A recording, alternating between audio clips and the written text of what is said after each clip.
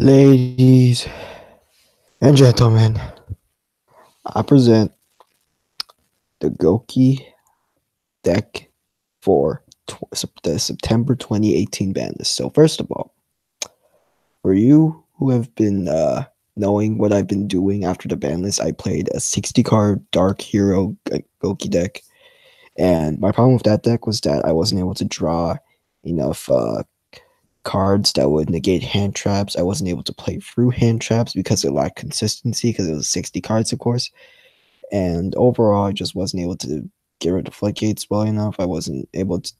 I got like, dude, I got beat down by Inspector Border countless times. It was just a nightmare. The deck was just too inconsistent. So I tried playing 40 cards, but I was like, bro, I just can't, man. It's like I can't combo fight, blah blah blah, this or that. No, because 40 card, like I felt like you kind of need more cards, and like you just wanted to avoid drawing certain cards as well at the same time. So then I found out about Daniel Ramirez, the guy who got second place at YCS Columbus. He was playing 45 cards. This list is 46, but it could be 45. I might consider getting rid of one of the cards. I'll explain that to you guys later. But for now, yeah, this is the Dark Hero Gouki deck profile with some Phantom Knights, and let's just get straight into it. Dark Engine, Free Armageddon, Free Malicious, one Phantom Knight, Silent Boots, and then the two Brigandine. I know some people run one. I personally like two just to get more turbo action. All right, that's just me. And then triple Suplex, of course, and then one of each. I'm not running two Twist Cobra because essentially the Gokis are kind of like a brick nowadays. If you draw any of them except Super X, of course, and then I'm just running two Octo because you kind of have to, because if you draw the one, then you can't, it's good luck comboing, I guess. And then one Ability, of course, and the Aqua Dolphin. I'll explain the Aqua Dolphin later. Triple Instant Fusion, triple Engage, one Hornet Drone, and one Ego Booster. Now, you guys are wondering, hey, why am I running triple Engage? One Hornet Drone and one Ego Booster. Now, the thing is, you won't be drawing Hornet Drone often because there's only one copy, of course. And if you do happen to draw like double Engage or like one Engage, then you could just like grab the Ego Booster too, as well as the fact that the thing is with Ego Booster, you could use it to protect your Isolde when you use your effect. And this is where the Aqua Dolphin comes in play. So like they're like, okay, fine. We know that you searched Ego Booster for Engage. We'll let you get the Assault off. And then instead of etching Octo, you're going to mill re-equip spells. 1, 2. Where's the first one? Here it is, free. And make the Aqua Dolphin. And then Aqua Dolphin, you're going to use it to discard a card to get rid of whatever it is in their hand that they're originally going to use on Isolde as a hand trap, which is pretty neat. And like there's just like so many discard power in this deck to where drawing Malicious a lot of time, it's not considered as a brick. Because like you could use one for one. You could use the combo that I just told you about with the Aqua Dolphin. There's just so many different ways. You could pitch him for Twister. You could, I don't know, man. You could just do so many things. Overall, it's essentially not really that much of a brick. Then you got, so that's it really. The equip spells, Fossil, Phoenix Blade, Noble Arms. This is like a twin Twister basically. One for one. This is also run 2 Octo Stretch because for the 1 for 1 course, which you can of course pitch the Malicious for and then make the Octo. So charge. This is the God card right here. No, don't really need to explain that. Monster Reborn helps you play around hand traps, of course. Rhoda, because if you're playing Gouki, so fetches whatever you want. And then Foolish, because you're running the Dark Engine. You gotta use something like that. Triple Twin Twister. I was considering if I wanted to run 2 or 3 in the main deck.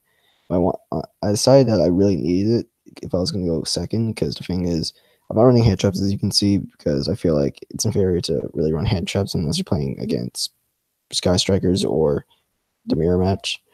Basically, Twin Twisters really helps against a lot of the decks that people use nowadays, because Now that Gokis will be used much less, you're going to see much more Alter guys, True Dracos, Sky Strikers. I know Trick Stars like lost a lot of usage, but still thing, and they I still think they're pretty good. So yeah, this protects you from like 80% of the hand traps that people use nowadays. So like, why not? And then this is just like another card to play around. Another turbo card, I guess. Two Called by the Graves, fortunately. I wish I got back. And then the one rematch. I'm not playing two because you used to run two to just in case, like for the grind game, of course. But like the thing is, you really don't want to draw this often, and you just want to combo them to death. And the thing is, there is much more, I guess you could say, afterplays with the Dark Engine that you can do. Where a second rematch isn't really that helpful, and honestly, it's a brick sometimes. So yeah, that's just it for the deck profile. I'm considering of maybe cutting one card to get 45. I'm not sure if the 46 ratio is really that likely. Just maybe I'll cut this, one of these, and then just do that, But for now, running 46 cards, might just drop it to 45. Who knows? Hand traps, triple ash, counters anything really. Ghost ogre really helps in the mirror. Draw is also really helpful in the mirror. And then this is like for Sky Strikers in the mirror. Oh yeah, this also beats Sky Strikers. Forgot to mention before you guys tell me, hey, this deck kind of loses bad to draw. Like nobody uses the hand trap anymore. I don't know why. Because like in my opinion, it's still one of the best hand traps in the game. Afterburner really helps in the grind, and because you're running triple engage. Reboot just beats True Draco, Alter Guys, all that stuff. Second rematch for grinding. This is also for grinding. So next for the extra deck, we're only running one, and he sold. I really thought that two is viable in this deck because you're going to be playing around hand traps really often once you usually get the first one out. So just how it works. Kagari, don't really need to explain this much, do I? We're not playing Reapodocus though, because one thing that I really feel strong about right now is that not many people have really sided for Gokis, but I've tried to find a way to fit Reapodocus into the extra deck in the future because I definitely think that people will think of it as a threat in the near future for sure. If I do get rid of one of the cards, I'm not sure what it'll be. It'll probably be the Binary Sorceress or the Underclock Taker for the Reapodocus. Next, Mermaid for Nightmare Engine, it's Mermaid, Double Phoenix. You could run Double Cerberus. I'm not too sure. I like Double Phoenix because if I go second, you're usually playing against Sky Strikers or True Drake or something like that. You want to pop one back row. Unicorn, and that's really it actually. One Binding Sorceress, it's I mean, I like it. But in all honesty, it's like I just use it for like the double arrow pointing, of course, but I'm not sure if I really want to continue to use this. I might try using Proxy Dragon or Ebe. We'll just see further on with more testing. Firewall Dragon, because I